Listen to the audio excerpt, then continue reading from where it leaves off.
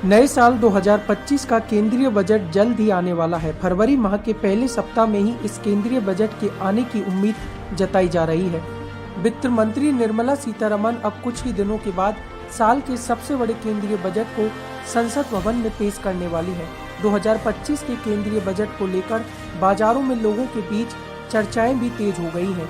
केंद्र सरकार के इस सबसे बड़े बजट को लेकर लोग कई तरह की उम्मीद भी जता रहे हैं। लोकल 18 ने भी राजस्थान के करौली में इस बजट को लेकर लोगों से खास बातचीत की है।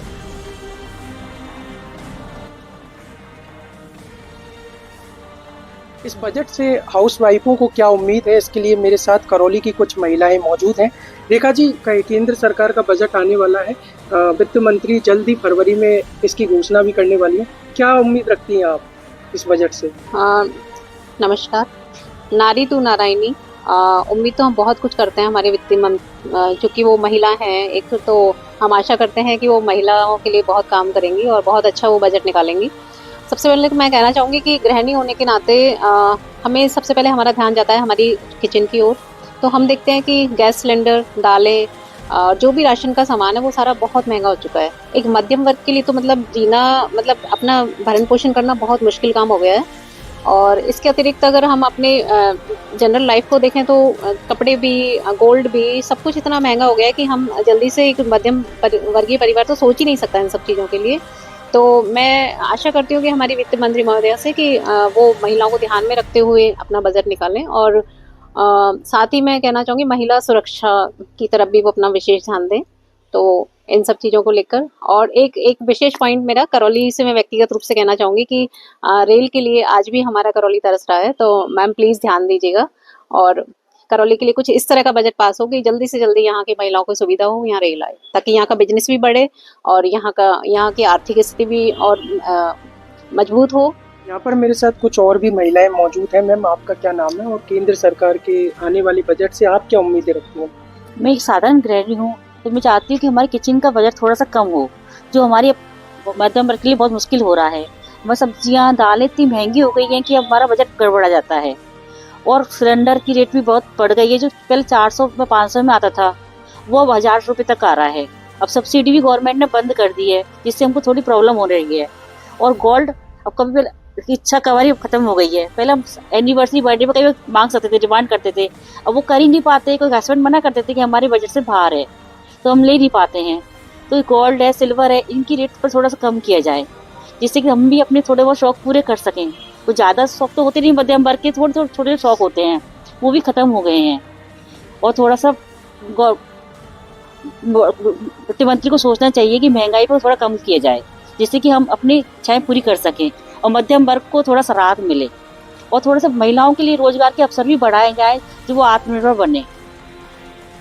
एक और महिला है मेरे साथ, उनसे भी जानेंगे कि इस बजट को लेकर उनकी क्या उम्मीदें हैं। मेरा नाम रीता गुप्ता है, मैं मध्यम वर्गीय महिला हूँ। तो सर, हमारा क्या बजट बिल्कुल गड़बड़ा रहा है, किचन का बजट तो बिल्कुल ही गड़बड़ा रहा है। हमारे पास इतनी आमदनी भी नहीं है जिससे मतलब इतना अच्छा हम कुछ कर सकें।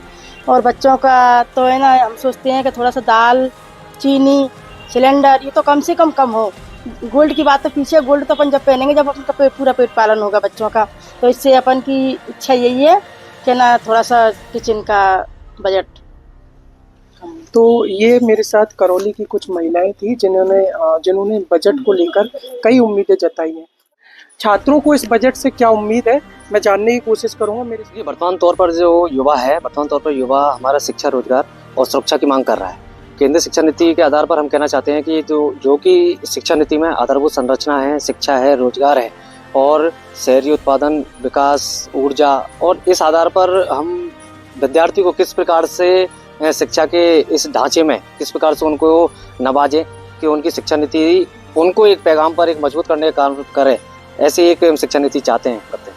कुछ और भी छात्र मेरे साथ यहाँ मौजूद हैं, उनसे भी जानेंगे कि इस बजट से उन्हें क्या उम्मीद है। जी, हमें बजट से उम्मीद है कि इस बजट में हम विद्यार्थियों के लिए साइबर सुरक्षा के तहत कुछ क्लासें चलाई जाएं। हम अभ्यर्थियों को सिखाया जाए साइबर सुरक्षा के बारे में कि वो किस तरह से हम प्रोटेक्ट हो सकते हैं साइबर सुरक्षा से। और मैं यही मांग करता हूँ। केंद्र सरकार के नए बजट से लंबे समय से टैक्स पेयर ये उम्मीद कर रहे हैं कि कुछ परिवर्तन टैक्स पेयर्स को टैक्स में राहत के तौर पर मिले, जैसे स्टैंडर्ड डिडक्शन पुरानी रिजीम में आज तक 50,000 चल रहा है। एक तो सरकार ने न्यू और ओल्ड रिजीम जब से किए तब से सरकार ये चाहती है कि हर व्यक्ति न्यू रिजीम में आ जाए, जिसका नुकसान ऐसे लोगों को हो रहा है जिन्होंने लंबे कमिटमेंट LIC या होम लोन में कर रखे हैं। तो सरकार से एज एन टैक्स कंसल्टेंट ये गुहार में लगाना चाहूंगा कि भाई पुराने जो टैक्स पेयर हैं या पुराने रिजीम से जो टैक्स पेयर हैं उनको स्टैंडर्ड डिडक्शन 80C की राहत, जिनके बारे में सरकार लगभग भूलती जा रही है, वो बढ़ने चाहिए ताकि टैक्स पेयर को राहत मिल सके। जो रेवड़ियाँ बांटती हैं सरकार इनको बंद करे, इसके बजाय पूरे देश में शिक्षा को मुक्त करे। शिक्षा अगर मजबूत होगी तो भी कोई तरीके की बांटने की। दूसरी हमारे राज्य में अगर देखा जाए तो पेट्रोल डीजल की बढ़ जाता है, इन पर वेट कम किए जाए जिससे लोगों को राहत मिले। ट्रांसपोर्ट सस्ता होगा तो सारा माल सस्ता भी आएगा। माविन पर टैक्स वगैरह लगा रहे हैं जो गलत है। किसान लाते हैं हमारे माविन, छोटे छोटे बर्तन लाते हैं 2-5 किलो, बेचारे गरीब लोग लाते हैं, उन पर टैक्स लगता है, ये गलत चीज है। इससे किसान को भी नुकसान होता है, आम पब्लिक को भी नुकसान होता है। गरीब लोग हैं बहुत सारे भी, जो अपने रोज की दिनचर्या का पेट भरते हैं, उनको अगर कोई सुविधा मिलती है तो अच्छी बात। नए साल 2025 को लेकर केंद्र सरकार का जो बजट आने वाला है उसको लेकर ये करौली के अलग अलग क्षेत्रों से जुड़े लोगों की कुछ उम्मीदें थी और कुछ राय थी।